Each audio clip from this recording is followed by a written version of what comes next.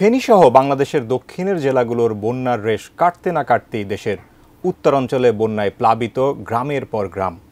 প্রতিনিয়ত অবনতি হচ্ছে শেরপুর, জামালপুর ও ময়মনসিংহের সীমান্তবর্তী হালুয়াঘাট ও ধোবাউড়া উপজেলার বন্যা পরিস্থিতি। দুই উপজেলায় নতুন করে অন্তত আরও 10 গ্রামসহ পানিবন্দী 60 গ্রামের লক্ষাধিক মানুষ। আশ্রয় কেন্দ্রেও ঠাঁই হচ্ছে না অনেকের। আসাদুজ্জামান সুমনের পাঠানো তথ্যচিত্রে ইমতিয়াজ আলমের রিপোর্ট। বাংলাদেশের উত্তরাঞ্চলের বন্যা পরিস্থিতির অবনতি হয়েছে। গত বৃহস্পতিবার বিকেল থেকে টানা বৃষ্টি ও পাহাড়ি ঢলে বেড়িবাঁধ ভেঙে ময়মনসিংহের হালুয়াঘাট ও ধোবাউড়া উপজেলায় প্লাবিত হতে থাকে একের পর এক গ্রাম। বৃষ্টি না কমায় পানি বৃদ্ধি অব্যাহত রয়েছে। এতে পানিবন্দী হয়ে মানবেতর জীবনযাপন করছেন লক্ষাধিক মানুষ। সরকারি অফিস আদালতে পানি ওঠায় ব্যাহত হচ্ছে সেবা কার্যক্রম। হালুয়াঘাট উপজেলা স্বাস্থ্য কমপ্লেক্সে টানা 3 দিনের হাঁটু পানিতে ভোগান্তি পোহাতে হচ্ছে রোগী ও চিকিৎসকদের।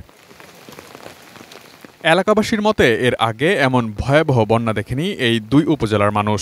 ফসলি জমি, সবজি ও মাছের পুকুর ডুবে এখন দিশেহারা তারা। আমরা দেখা গেছে জন্ম হওয়ার পরে থেকে এরকম বন্যা কোনোদিন দেখছি না। যে 88 বন্যা যে হয়েছে, 88 বন্যা এত বড় হয় নাই। তবে আমাদের অবস্থা হইলেও মনে করুন যে বাড়ি ঘরে পানি উঠে গেছে, ঘর ধরে গরু বাছুর নিয়ে খুব অসুবিধা আছি। গরু পানির মধ্যে বান্ধা, আমরা খুব সমস্যায় দেখা গেছে যে আমরা এই চলাফেরা করতে অসুবিধা। এই যে আমি বাড়ির থেকে এইরকম বুক পানি ভেঙে আসছি। কাপড় চাপড় ভিজাইয়া আমরা তো রান্না বাড়া করার মতো কোনো সুযোগ সুবিধা নাই। এই কারণে বাজারে গেছিলাম যে শুকনা খাবারের জন্য। শুকনা খাবারও খুব কম, চাহিদা অনেক, তো আমি পাইলামই না। আইসা পড়ছি, শুকনা খাবার নাই, চিড়ামুড়ি কোনো কিছুই নেই, পাইলাম না। কয়েক দোকান যাচাই করার পরে আইসা পড়ছি। এখন কি করবো, এই যে এই অঞ্চল সবই তো পানির তলে।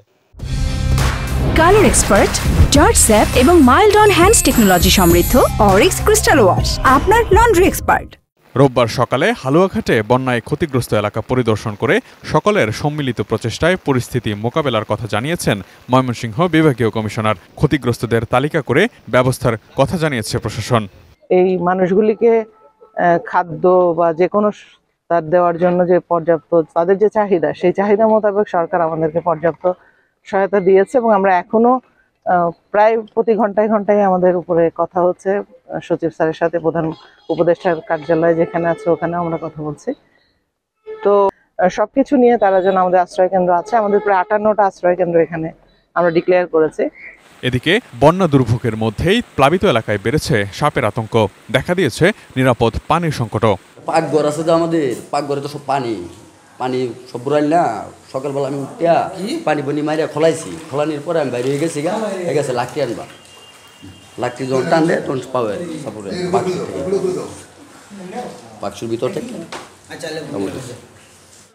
উজানের পাহাড়ি ঢল ও ভারী বর্ষণে জামালপুরে যমুনা ও পুরাতন ব্রহ্মপুত্র নদের পানিও বৃদ্ধি পেয়েছে। গত 24 ঘন্টায় যমুনার পানি বাহাদুরাবাদ ঘাট পয়েন্টে 36 সেন্টিমিটার বৃদ্ধি পেয়ে বিপদসীমার 248 সেন্টিমিটার নিচে এবং জগন্নাথগঞ্জ ঘাট পয়েন্টে 24 সেন্টিমিটার বৃদ্ধি পেয়ে বিপদসীমার 227 সেন্টিমিটার নিচ দিয়ে পানি প্রবাহিত হচ্ছে।